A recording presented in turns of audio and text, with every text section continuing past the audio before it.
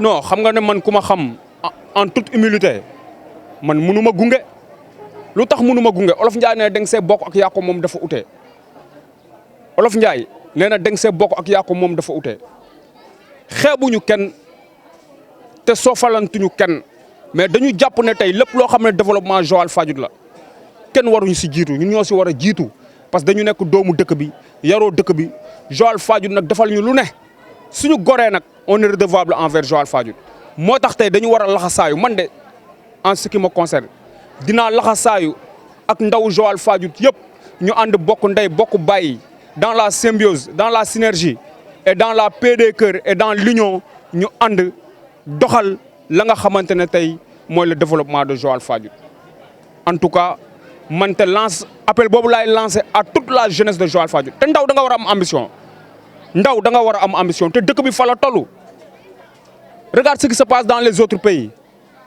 tey Macky Sall dañuy naan c'est le président après indépendance ndaw la tey lu ko may moo nekk lan bëgg réewam gëm réewam kon ñun tey mënuñu am ay fanweeru at jëm ci kaw ñu ne duñu am ambition suñu dëkk kon tey am ambition lu war la am taxawaay bu mucc ayib fii si Joal Fadiouth lu war la je pense que c'est le contraire qui pouvait étonner contraire bi moo mun a jaaxal kon daal ci lii nga ma laaj nii ñun de pare nañu ñun on est prêt toute la jeunesse de Joal Fadiouth est prête hein vraiment non seulement pour un changement parce qu'il ne s'agit pas de changer pour changer mais il s'agit de faire bouger les choses parce que affaire yi tamit dañ ko war a teg ci la nga xamante ne tey ëllëg suñuy doom suñuy rakk tey suñu ñëwee dañuy gis Joal Fadiouth bu émergent Joal Fadiouth boo xamante ne tey ay ndaw laxasaayu nañu vraiment pour jëmale ko ci kanam parce que commune boo xamante ne depuis 1960 tey soo xoolee xar kanam bi du ñu sànni kenn xeer kenn du ñu ŋàññi kenn mais waroon na dépasser fii du ñu ne diw moo responsable mais je pense que les responsabilités sont partagées moo tax tey ñu am fit jël suñu engagement jël suñu responsabilité ne du ñu bàyyee te kenn koo xamante ne tey dañ lay bàyyi di lay seetaan ngay décider mbala yow rek ngay bum di bumit fii nii si suñu dëkk bi je pense que ñoo ngi si woo ñëpp beddiwuñ si kenn même mag yu ñuy wax donte ay ndaw lañu il faut que moom alternance générationnelle mais aussi mag yi tamit dañ leen si woo xale baax na mais aussi mag baax na parce que lu xale mun daa fekk ne mag moo ko ci gunge parce que olof Ndiaye mu naan peccum liir su neexee ndey jaa jàpp ca mbagg ya kon yee mag yi tey mënuñu leen sànni mais dañuy naan tey pour réew dox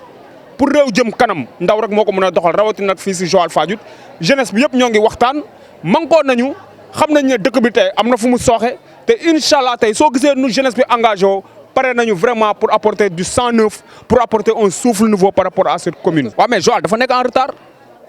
Joal dafa nekk en retard mënuñu ko bañ Joal dafa nekk en retard comme li ma la ko waxee Joal bu nekk en retard nag duñ foo nekk naan diw moo tax Joal nekk en retard mbala maa Samba moo tax Joal nekk en retard ku si nekk am na loo waroon defoo ko que les responsabilités donc soient partagées ku nekk xam wàll bi nga si war a joué nga joué ko te jeunesse bi vraiment tey taxaw na tey pour jël ça à bras le corps jël seen responsabilité jël seen matuwaay pour taxaw temm pour jëmale dëkk bi kanam parce que tamit mënuñu fi toog tamit di seetaan ne yàcc ni yasar di xool tey dëkk bi tey fa mu nekk woon depuis 1960 mu continuer di fay nekk parce que les autres localités ñoo ngi dem pourquoi pas Joal Fadiouth dem aussi. xam nga tey comme li may tàmm di wax rek nit ku ne ak nooy doxalee nit ku ne ak nooy asseoir sa leadership nit ku ne ak nooy manager man damay tàmm di naan tey yàlla su la tegee ci benn position lépp loo xamante ne tey war na mun a jëriñ Sénégal war na mun a jëriñ sa dëkk da nga si war di dox da nga si war di wax mais nag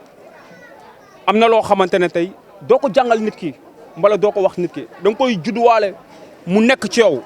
comme li ñuy wax charisme conviction détermination doo kenn du ko jàngal nit dafay nekk ci yow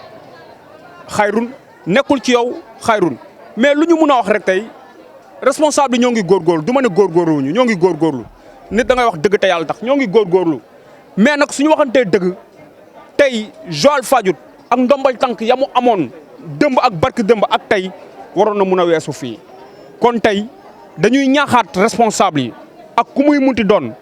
biñ leen encouragé ba pare biñ leen tey conscientiser ba pare dañ leen di gën a ñaanaat ñu gën a dugal seen loxo tey ci développement Joal Fadiouth parce que tey président su la tabee mbala ñu jox la ab ndombal tànk mbala nga nekk ci benn position moo nekk pour nga gestu sa askan xool noo fa taxawee bu mucc ayib et je pense que tey comme ni ma ko waxee rek du ñu ne defuñu dara mais des na waroon nañu gën a mun a góorgóorlu waroon nañu gën a mun a taxaw temm tey pour l'intérêt de Joal Fadiouth parce que tamit à l'instar des autres responsables tey am na responsable ya nga xamante nga wax ko waxoo ko tey lu ñu am yóbbu seen dëkk je prends l'exemple de Thiadiaye tey il y a de cela des années kenn nawu ko woon kon tey jot na tey responsable yi investi d'une mission tey ñu am taxawaay bu mucc ayib su ma nee taxawaay bu mucc ayib mettre au devant de la scène l'intérêt général au détriment de l'intérêt personnel.